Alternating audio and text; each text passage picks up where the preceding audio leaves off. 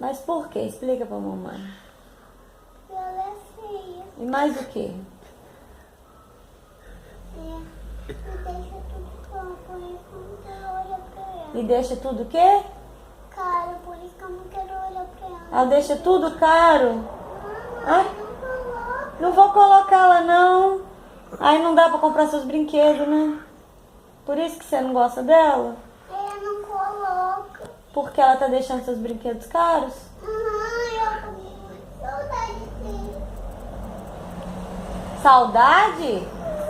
Ah, mãe, deixa ajuda, deixa ele caro. Seu meu favorito. Ela tá deixando tudo caro, filha. Olha pra mamãe. E agora?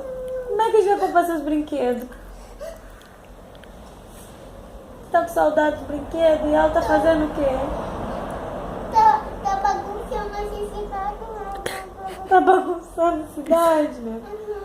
Então deixa eu te mostrar aqui, rapidinho. Eu não quero.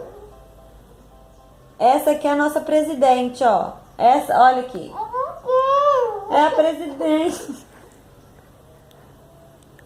Não vou te mostrar a Dilma mais não, tá bom? Uhum. Então tá. Eu já quero. Já tirei.